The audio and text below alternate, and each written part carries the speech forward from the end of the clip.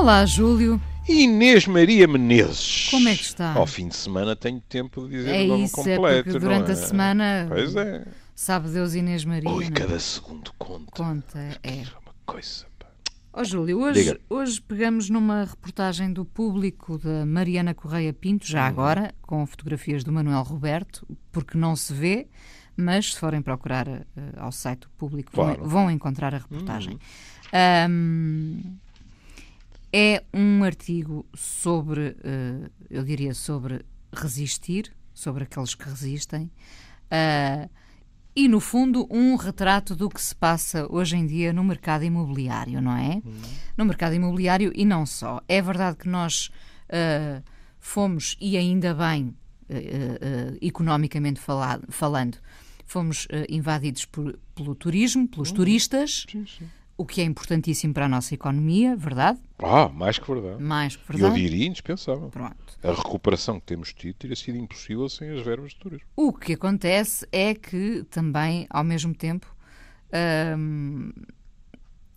estamos perante um cenário um bocadinho selvagem, talvez por não sabermos bem como lidar com esta situação. Ou seja, de repente a procura começou a ser quase maior que a oferta, Sim. não é? Sem dúvida nenhuma. O que é que acontece? Os turistas não só vêm até cá passar férias, como muitas vezes querem comprar casa em Portugal. Neste caso, sobretudo, em Lisboa e Porto, não é?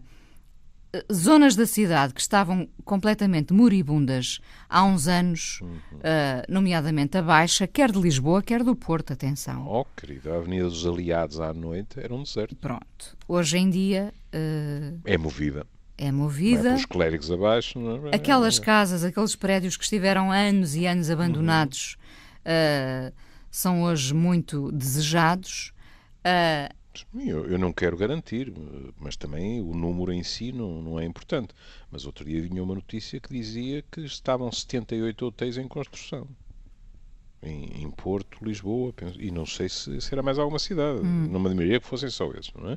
Aqui estamos a falar, e não é por acaso, olha, não me tinha ocorrido, não é por acaso que neste momento na Assembleia há a grossa discussão à volta da questão de os condóminos terem direito ou não de impedir que alguém utilize a sua casa para turismo de habitação.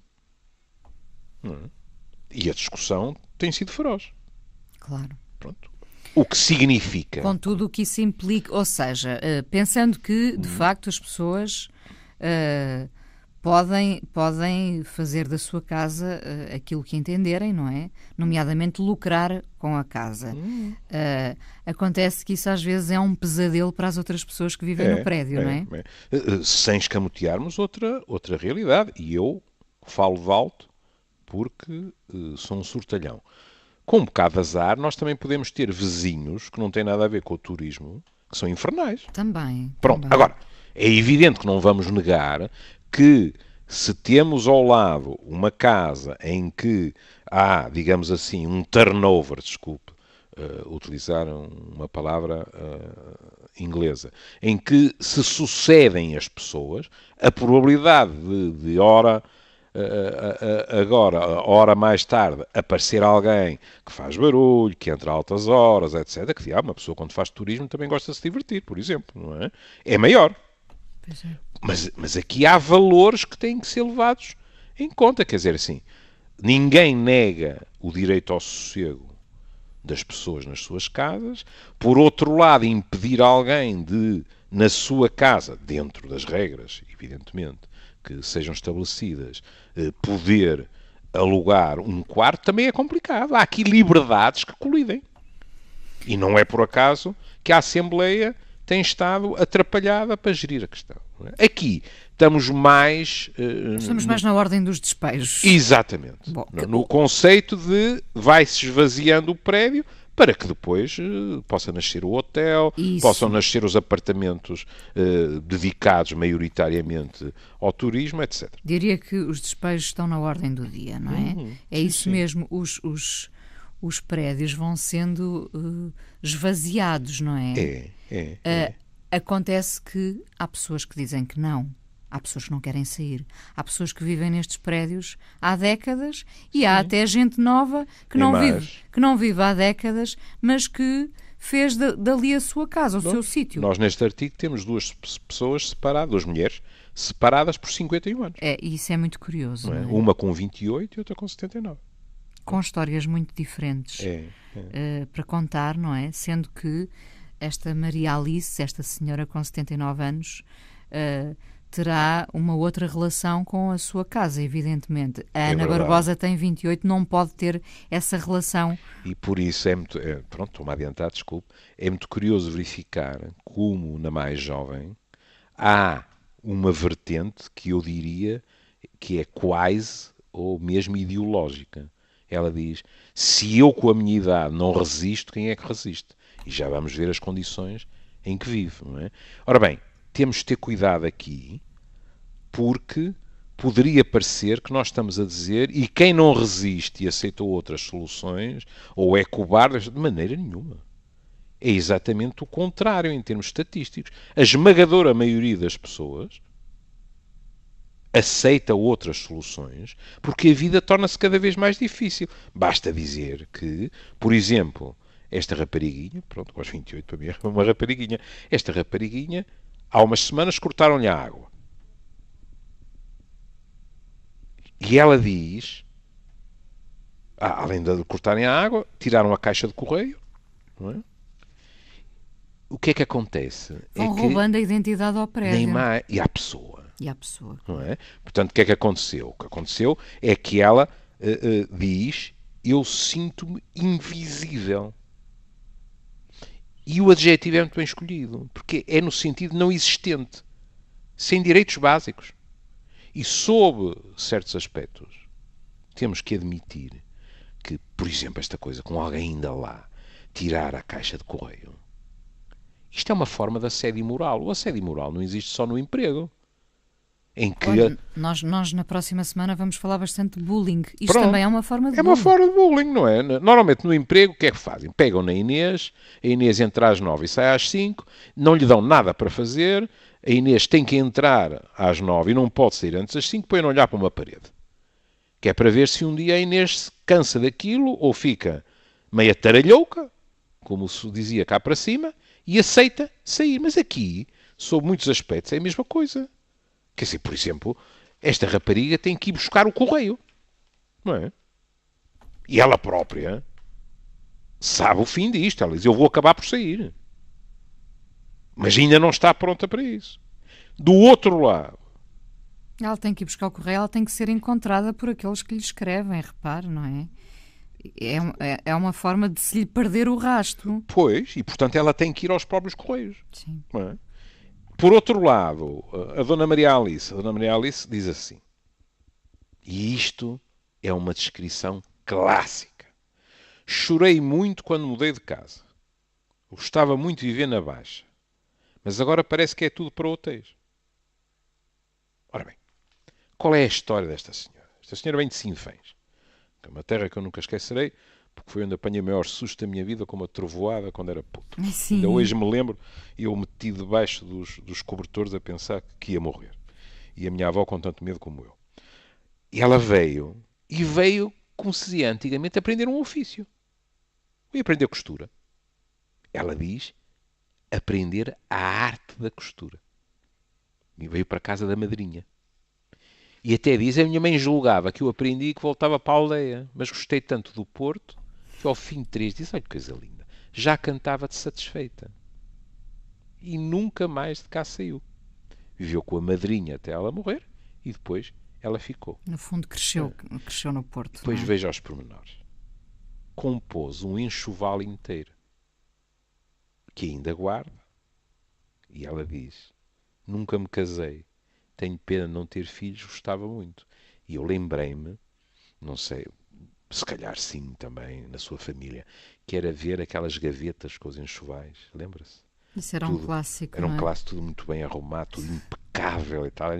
Aliás, havia pessoas, tem a ver com as posses, que tinham vários enxovais. Diga-se passagem, não é? Pronto. Eu lembrei-me dessas gavetas, não é? E temos esta mulher que, pronto, o seu projeto de vida não se concretizou, mas veja o que ela diz logo a seguir. Amigos foi... Peço desculpa, quem está a dizer é a jornalista. Amigos foi fazendo entre os vizinhos numa cidade que ainda sabe ser a aldeia. Pronto, eu sou suspeito, sou mais que suspeito, sou culpado. Mas acho que é verdade.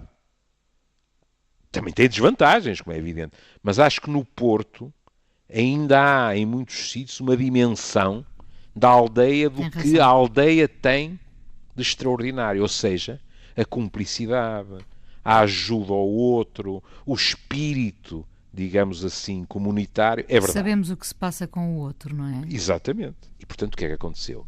A senhora elegeu o café preferido, a mercearia, a padaria, o cabeleireiro, criou rotinas. Fez do território o seu território, não é? E o que é que a senhora dizia? Veja que coisa. Saía de casa e tudo me cumprimentava. Quando eu, de vez em quando, porque não sou capaz de resumir a questão de uma forma tão brilhante na sua simplicidade, encho a boca com palavrões como rede de suporte social, é disso que esta senhora está a dizer. Toda a gente a cumprimentava. Se esta senhora não aparecesse um dia na padaria, ou no café, ou se calhar 2 dias na mercearia, ou uma vez por semana no cabeleireiro, as pessoas iam se preocupar, iam-lhe tocar a campainha, isto era para estar à conversa nas noites de verão, e eventualmente era para se convidarem para casa uns dos outros nas noites de inverno, etc. Não é? E isto é um espírito de entreajuda que permitia, e estou mais uma vez a citar o texto da jornalista, que ela fosse feliz apesar de solitária. Solitária no sentido de viver sozinha. Porque só nem pensar. Num apartamento que nos dias de céu claro, isto está muito bem escrito, até tinha vistas para o Douro. Pronto.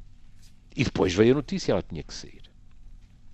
E agora há algo que é preciso sublinhar, que é, esta senhora está a dizer isto tudo, mas a senhora tem capacidade crítica. E, portanto, ela descreve a casa como uma casa onde chovia na sala, na cozinha, na minha cama. E a primeira coisa que a pessoa pensa é assim, mas como é que se pode viver nestas condições? Nem na cama, meu Deus. Mas era a casa dela. Era o lar, se quiser. E ela é tão honesta que diz, pronto, que lhe arranjaram, a Câmara arranjou-lhe um T1 no bairro de Santa Luzia, já perto da fronteira do Porto. Pronto. Mal eu cheguei aqui, pensei, ou eu não me chamo Guilherme Ferreira, ou já sei o que vem a seguir. A senhora, com a maior das honestidades, diz, esta casa é muito bonita e luminosa.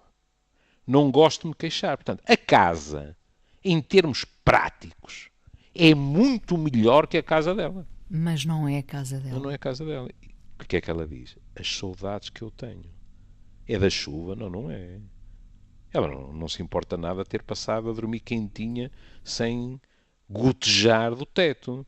Ela tem saudades das pessoas. Quiçá da vista para o rio. Não é? E por isso, a rapariga diz, isto não é só despedirmos de 4 paredes. É a vida das pessoas que está em causa. É cortar com tudo, não é? É. Com aquilo que é o cotidiano. É muito engraçado é como se fosse... Engraçado que não tem graça nenhuma. É como se partíssemos para outro país. É. Em que deixamos tudo para trás, não é? É. E a ideia de começar de novo, às vezes é um bocadinho angustiante, não é? Sobretudo para quem tem 79 anos. E por isso, o que é que acontece no concreto? O que acontece no concreto não é um começar de novo. Por exemplo, a senhora que diz que a minha casa é muito bonita, até vai mais longe. Diz, sei que o que importa é ter casa. Até já fiz uma amiga, a vizinha do lado, onde passei o Natal. Está a ver a questão da solidariedade? Claro. E mesmo assim, Ela diz, mas não é a mesma coisa. E, portanto, o que é que acontece? O clássico. Por isso, todos os dias se faz a paragem mais próxima, espera pelo 301, o 304 ou 602 e segue de autocarro até ao seu porto. Inscreveu-se no ateliê Tempos Livres, visita os ex-vizinhos, faz umas compras nos lugares de sempre, aos sábados vai à sua cabeleireira na Rua dos Bragas. Se não vem, agora é ela a falar, se não venho para aqui todos os dias parece que morro. Ou seja, é evidente que, pese embora essa magnífica amizade que estabeleceu com a vizinha, que deu até para consoarem juntas, mas é evidente que, de certa forma, esta senhora vai dormir a casa.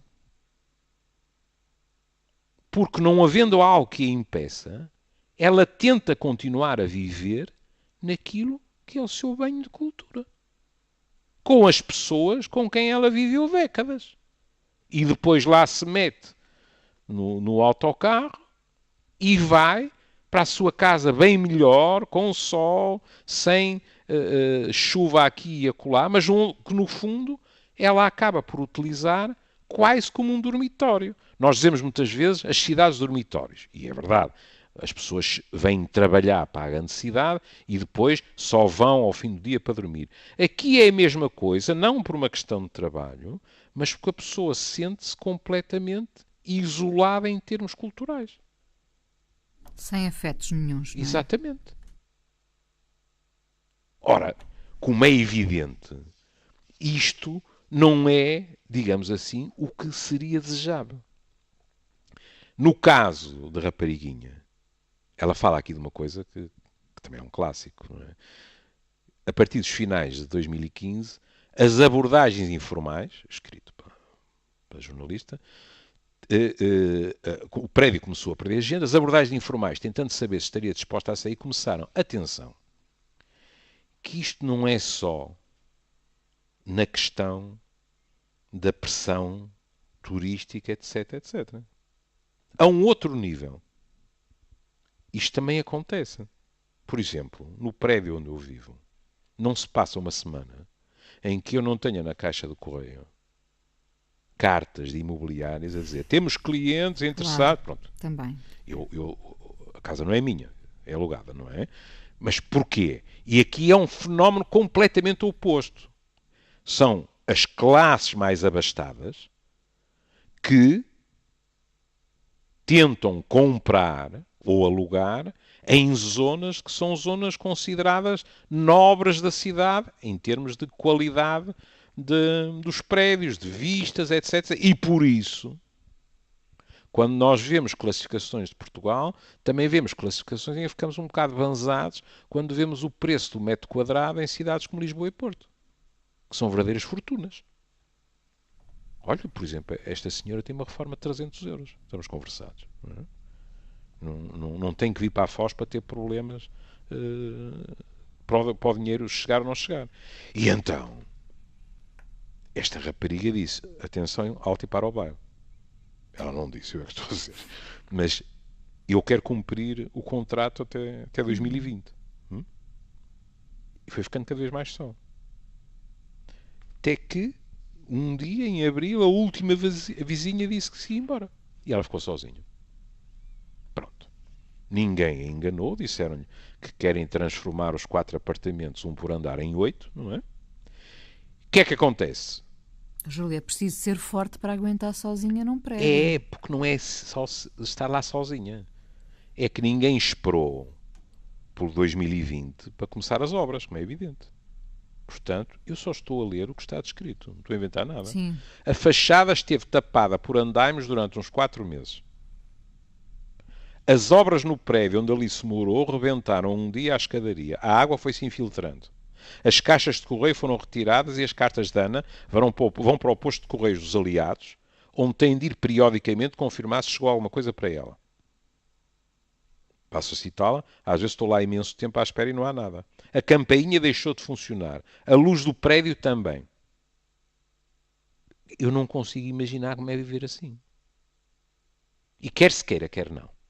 Uma pessoa que tem um contrato que lhe permite estar até 2020 com este tipo de cotidiano, elas não matam, mas moem.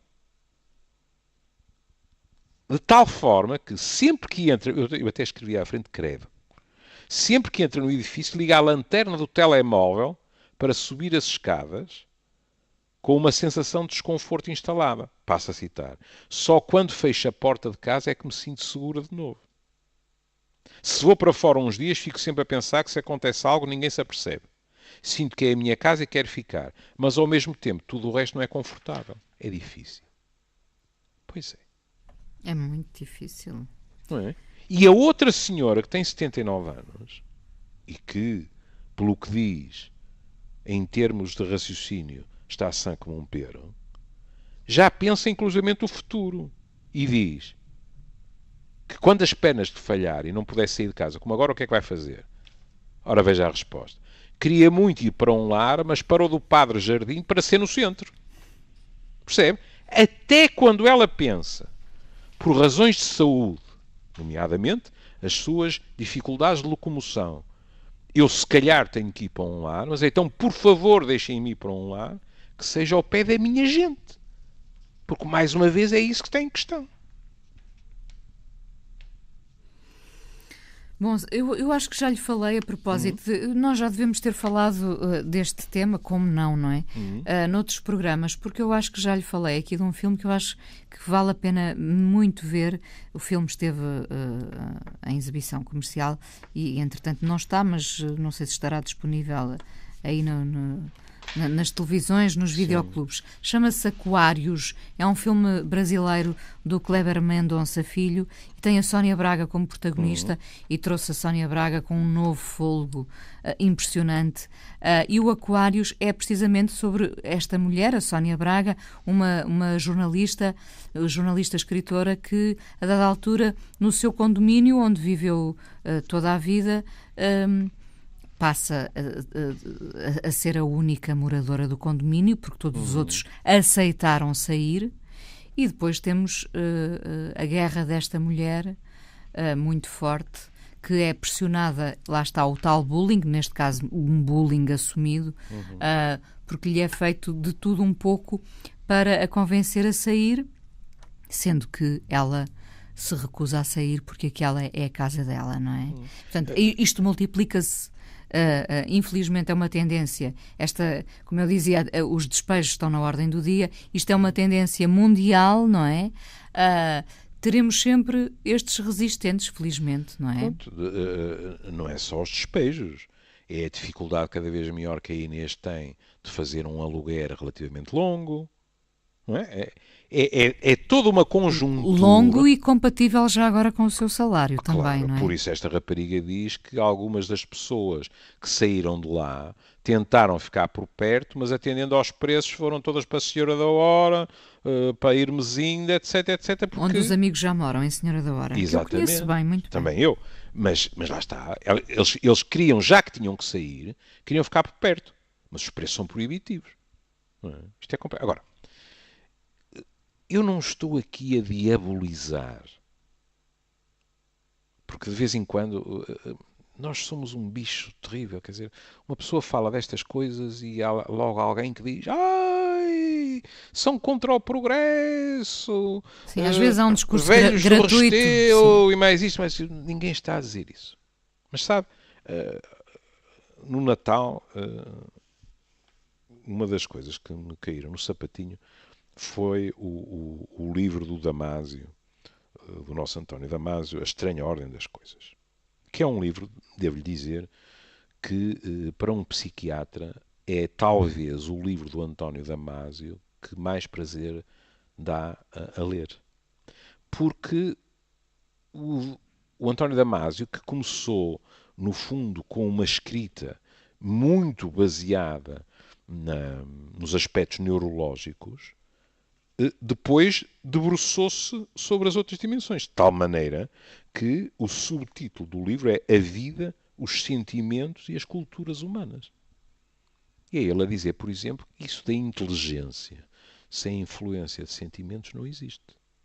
É, no fundo, ele a explicar a extraordinária importância da cultura nas nossas vidas, na evolução das nossas sociedades, etc. E há coisas que estão relacionadas com isto. Por exemplo, uma coisa de que ele fala muito é da homeostasia, ou seja, da tendência dos organismos e dos organismos sociais a manterem as condições necessárias ao seu funcionamento e até à melhoria desse funcionamento. E numa determinada altura, ele está a escrever sobre isso e está a escrever e põe-se esta questão. Mas assim sendo, porque são os resultados destes desenvolvimentos extraordinários tão inconsistentes, se não mesmo erráticos? Porquê tanta homeostasia desgovernada e tanto sofrimento ao longo da história humana? E é muito curioso, porque a resposta dele, ou a hipótese de resposta, é aplicável àquilo que estamos a falar hoje. Ele diz assim: uma resposta preliminar, que abordaremos na parte final deste livro, espero lá chegar, indica que os instrumentos culturais se desenvolveram originalmente tendo em conta as necessidades homeostáticas, de equilíbrio, de manutenção, como quiser, de indivíduos e de grupos pequenos, tais como núcleos familiares e tribos. Ou seja, e todos nós sabemos isso, não é? Nós as grandes cidades com milhões de habitantes não apareceram por geração espontânea. Houve um longo trajeto. Claro. E nas pequenas sociedades, essa homeostasia, no fundo de que esta senhora falou ao dizer tinha a mercearia, tinha o cabeleireiro, etc., não é? Aí era relativamente simples perceber o que era melhor para todos. Estamos, no fundo, numa homeostasia de sobrevivência, de colaboração, e quem não colabora tem muitas dificuldades em sobreviver. O livro é fascinante, por exemplo, explica, imagino você, eu nunca me tinha passado isto pela cabeça, que já ao nível das bactérias, as bactérias que não colaboram na sobrevivência são postas fora lá da colónia bacteriana. Eu fiquei verdadeiramente fascinado. Não é? Pronto, mas estamos a falar de gente. E ele diz assim: o alargamento para círculos humanos mais vastos não foi, nem podia ter sido contemplado. Nos círculos humanos mais vastos, os grupos culturais, os países, até os blocos geopolíticos, funcionam frequentemente como organismos individuais e não como partes de um organismo mais amplo, sujeito a um único controle homeostático. E agora vem a frase importante. Cada parte serve-se dos respectivos controlos homeostáticos para defender os interesses do seu organismo. E aqui está tudo explicado. Ou seja, a homeostasia, se quiser, do turismo, a homeostasia do equilíbrio financeiro do país, para se manter e para medrar, para se ingrar, para ser cada vez mais valiosa, tem determinados requisitos a preencher. Nomeadamente, mais espaços. E, portanto, bate-se pela sua homeostasia. O que, evidentemente, porque os poderes são completamente desequilibrados, vai bulir com a homeostasia de grupo pequenino, que é aquele bairro, que é aquele prédio, etc. Agora, há uma coisa que lhe vou dizer. E esta semana voltaremos a falar nisso e com todo o prazer. Há uma coisa que se chama, ou que se poderia chamar, a homeostasia da cidade e a um outro nível do país. E se nós passarmos como um rolo compressor, sistematicamente, por cima destas homeostasias, destas organizações mais pequenas, nós podemos dizer que o país permanece. Mas um país com largas faixas do seu território, faixas essas consideradas, e muito justamente, as mais atrativas para os turistas, em que verdadeiramente já não há gente de lá, mesmo em termos de valor turístico, a médio prazo pode-se virar contra nós. Eu já lhe disse aqui, já falei aqui do tema, acho eu. O que me preocupa, sendo eu absolutamente favorável ao turismo, aos É evidente. turistas, a cidade com um ritmo incrível, quer Lisboa, quer Porto, eu falo destas sim, duas, porque claro. são estas duas que eu conheço, não é? Como eu também. O que me assusta, Júlio, é a questão da perda da identidade, não é? Se nós estamos a tornar tudo igual, se estamos a esvaziar os prédios, esvaziá-los também em termos de fachada, se estamos a retirar a marca do antigo para lhe dar um ar, para dar um ar à cidade uniformizado quase, a todos os níveis, isso preocupa-me, porque a cidade, Lisboa e o Porto têm o valor que têm por serem assim também, Claro. arquitetonicamente. Pronto. Arquitetonicamente, eu não estou assim tão preocupado. Porque, como é evidente, e é feito, é perfeitamente possível, por exemplo, manter as fachadas e depois dentro Sim, haver rearranjos. esperemos que assim seja, não é? Quando é isso que é feito. Outras vezes não é. Mas aí o poder não tem desculpa nenhuma para não regulamentar. Porque se o objetivo é uma maior taxa de ocupação, a fachada não é chamada para aí. Não é preciso destruir a fachada para que se possa, digamos assim, reconstruir com um novo objetivo. Não é? E, portanto, aí só se não se quiser. A questão do equilíbrio é que não é só aqui, quer dizer, em Barcelona a discussão é furiosa. Também. A questão é que depois há situações que até socialmente são perigosas. Eu outro dia estive a ler um artigo sobre Barcelona, sabe como eu gosto de Barcelona, não é? E, por exemplo, em Barceloneta, cá em baixo já várias vezes houve pequenos levantamentos populares com agressões. E de vez em quando acaba por levar o turista que não tem culpa nenhuma no meio daquilo, mas que é encarado como um invasor.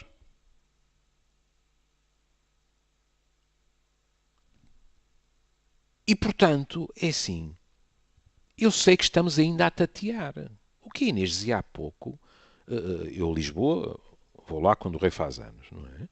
Mas eu lembro-me de congressos aqui no Porto em que, depois de um bom jantar na Ribeira, etc., eu ia levar colegas meus estrangeiros aos hotéis e eu já lhe contei essa história que era humilhante para mim, que era passar para a Avenida dos Aliados toda iluminada e eles dizerem: "Ah, que bonito", mas não se vê ninguém. E não via. E de vez em quando, aos que ficavam por ali, nos hotéis diziam: "Olha, não venha muito tarde, tenha cuidado", porque havia assaltos, havia cenas muito desagradáveis. E, portanto, é evidente, quando eu hoje em dia, de vez em quando, na altura, como é evidente, largo uns palavrões à moda do Porto cá dentro. Mas quando eu chego ao parque de estacionamento dos Clérigos e me atrasei um bocado e ando para ali às voltas a tentar ter olhar de águia para ver se alguém sai para estacionar, eu estou irritadíssimo porque não me apetece andar às voltas, mas por outro lado digo assim: caramba, isto está cheio como um ovo. É evidente que em mim só há a satisfação de ver a cidade viva. Eu não sei, por exemplo, o que é que sentiria se vivesse ali e se a malta estivesse toda contente até às 4 ou 5 da manhã. Porquê é que eu digo... Oh Inês, porquê é que eu digo isto? Porque ao pé do queimódromo, na circunvalação, há pessoas que tiram férias durante a queima. Claro, porque não aguentam. Porque não conseguem dormir. E, portanto, nós temos que ter a noção que não são só vantagens. Mas isto não significa uma pessoa pedir que haja equilíbrio, que se ouçam as pessoas, que se tente encontrar a tal homeostase de que fala o nosso Damásio, neste caso, a nível dos bairros da cidade, da cidade no seu todo, no fundo do país. Isto não é querer travar o progresso. Eu outro dia até ouvi alguém me disse assim: "Opa, tu estás a ficar de uma maneira, qualquer dia estás como o Salazar a dizer que fazer turismo é vender a alma dos portugueses." E eu fiquei de cabelos em pé. Não é propriamente uma comparação que me agrada. Em contrapartida respondi: "Olha, isso não, mas se calhar é de formação profissional, sabes? Porque a minha vida é ouvir pessoas. Com um bocado de sorte conseguir mais do que ouvir até escutá-las. E tu não imaginas o que é escutar alguém, como por exemplo esta senhora, porque há pessoas que, de uma maneira, na minha opinião, com demasiada ligeireza, são capazes de dizer assim, olha a senhora, pá, agora tem uma casa onde não lhe chove dentro, ainda por cima tem uma amiga que a convidou para a noite de Natal, ainda se queixa. Pois queixa. Queixa porque passa o exagero, ela agora tem uma casa bem melhor, mas o lar dela agora é cá embaixo, a cirandar nas lojas e nos vizinhos que ainda lá estão. Não é a mesma coisa. Ela vai dormir a casa. Mas onde se sente num lar é na rua, é nas lojas, é no cabeleireiro, etc. Passou a ter um dormitório, mas ela quer é a casa dela. Exatamente. Quer dizer, décadas são décadas. E que não sejam. Esta rapariga de 28 anos não são décadas, mas ela sentia-se ali bem, no meio de outros que entretanto já partiram. E estas coisas têm que ser levadas também em linha de conta. Porque senão, depois a única coisa que conta o que é são euros e bitcoins, essa coisa que eu ainda não percebi o que é. Pronto. Fiquei mais descansado que outro dia no meu mural eu li um artigo, se bem me lembro, ou na sábado, no Observador, de alguém que tinha ido jantar e acabou a pagar em bitcoins e aquilo acabou por ficar caríssimo por causa de umas taxas. Já é possível pagar em bitcoins? Já, pronto. Já. E eu pus na minha santa ingenuidade, pensando que era o último moicano, de brincadeira, pus, não percebo um bit desta coisa. E de repente só via pessoas, nem eu, eu disse, ó diabo, pelo menos eu não estou sozinho nisto. Mas pronto, quer dizer, se só se pensa nisso, é um bocado... Pronto, eu jamais estaria cá para o verificar, como é evidente. Mas é bom lembrarmos também da história da galinha dos ovos de ouro. E a um nível mais geral, ter a noção também que não podemos pôr os ovos todos no cesto do turismo. Porque, deixe-me ver se tem aqui madeira, tem. Está aqui. Peço imensa desculpa de não me lembrar do nome completo, mas penso que é uma colega nossa na Antena 1, Mafalda, e o resto do nome esqueci. Mafalda Lopes da Costa. Exatamente, que eu ouço com muito prazer, em que ela explicava o significado de bater na madeira, etc. Portanto, eu bato na madeira, mas a Inês tem alguma ilusão que se um dia há um atentado neste país, o nosso turismo também leva uma talhada? Passa-nos pela cabeça que só acontece aos outros. Neste momento, Portugal, além de tudo o resto, ser um país acolhedor, bonito, isto, aquilo, aquilo outro, não estou a dizer o que eu acho, estou a dizer o que vem nas revistas, além disso, é considerado um país seguro. E que, portanto, acabou por receber turistas que, na hora de decidir, dizem assim, epá, mas para ali, epá, mas ali, pá, já houve chatice, pá, houve um atentado, raptaram não sei o quê, tal. Em Portugal não houve nada. Claro, muito bem dito, Júlio. Na hora de escolher entre claro, por exemplo, Espanha e Portugal, se calhar vêm para Portugal, não é? É evidente. E note, isto não retira nada. Olha, o meu filho mais novo esteve em Bali. Adorou ir lá. E, no entanto, disse imediatamente, ó pai, deixemos histórias. Eu não encontrei nenhuma praia que considerasse melhor que as nossas praias do Alentejo ou do Algarve. Pois, como é evidente, rimos-nos os dois, ou, se não nos importarmos com a temperatura da água e com a nortada, no norte. E isto é Bali, que é considerado, digamos assim, um dos paraísos. Portanto, isto tem todas as condições. Pois tem. Mas não estamos imunes em relação a outros aspectos. E, acima de tudo, isto é uma visão pragmática da questão, mas, acima de tudo, é tal a homeostasia de que Damásio fala, no sentido também de sermos capazes de reproduzir a uma escala mais larga este espírito de solidariedade, que não é consentâneo com, no fundo, estarmos praticamente a fazer quase operações de limpeza, só que em vez de ser o aspirador, não, é qualquer coisa que manda as pessoas para fora, quer dizer. Eu não sei, mas há anos que lá não vou, mas consegue imaginar a Alfama sem a malta da Alfama? Pois, claro, Ainda se chama Alfama? não, Depois disso? olha, aí está uma boa questão. Não é? Ainda é a mesma coisa? Os nossos tasquinhos, etc, etc, se não tiverem lá as pessoas que têm, se tudo aquilo for turismo puro e duro, é o mesmo tipo. Eu não estou a dizer que os turistas não venham na mesma. Mas não é a mesma coisa. Quando nos debatemos com aquela questão muito, muito complexa sobre a nossa memória e pensamos em doenças como o Alzheimer e nos perguntamos, sem a memória, sem a nossa memória, ainda somos nós? Nós podemos perguntar isso em relação a um país. A um país. Um país também pode perder a identidade. Claro, claro. E dizia muito bem. Alfama, a Ribeira. A Ribeira sem aquelas pessoas é a Ribeira. Portanto, eu sei que estou numa área completamente fora da minha, mas é assim. Ou se assegura condições, não estou a dizer a todas as pessoas, eu não sou um lírico. É evidente que a pressão imobiliária vai fazer com que haja movimentos migratórios. Está fora a questão. Já está a acontecer. Não é? Mas ou se criam condições para algumas das pessoas que lá vivem ficarem.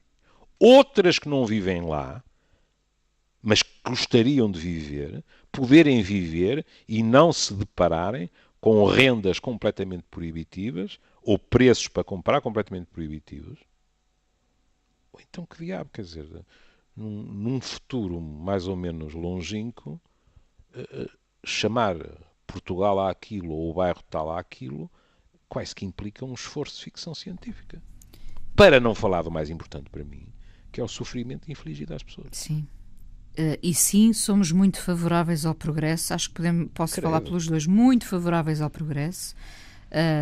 Mas atenção, não a qualquer custo. Sobretudo quando estamos a falar de pessoas. Oh Inês, eu vou para o consultório 2, 3 ou 4 vezes por semana.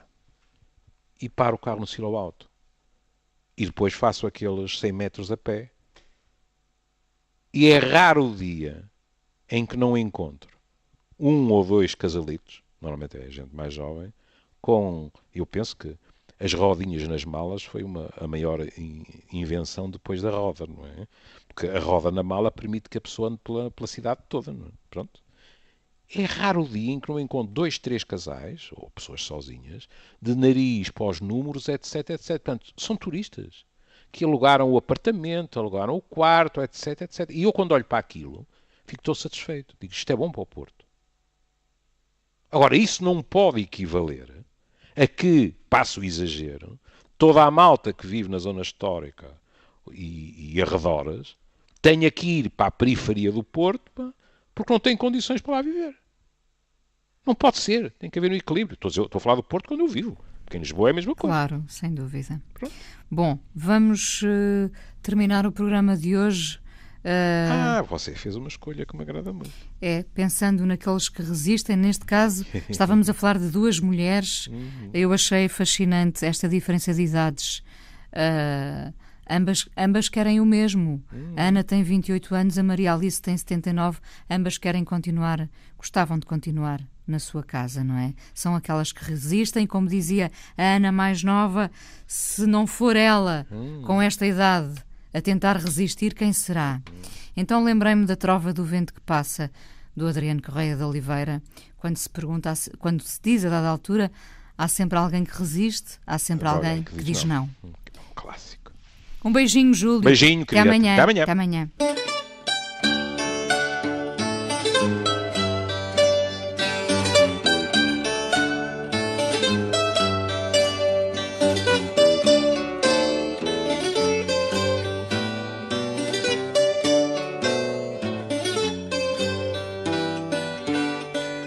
Pergunto ao vento que passa notícias do meu país,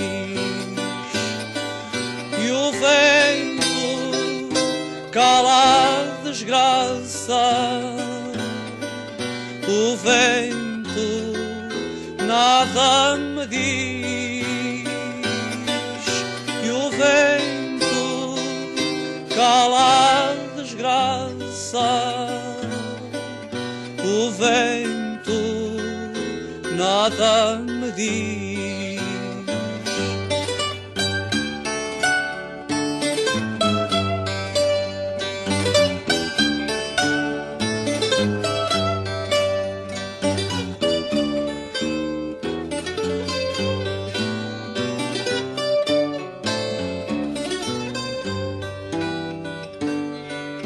Mas há sempre uma candeia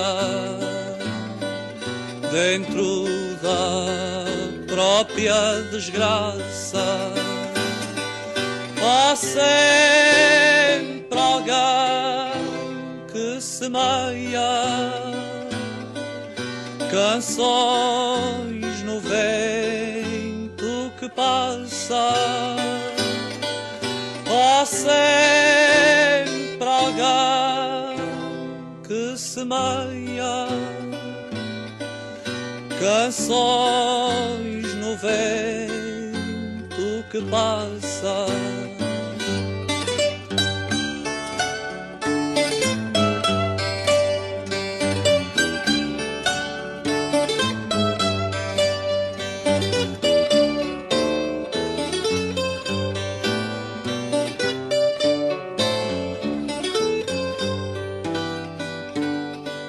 Mesmo na noite mais triste,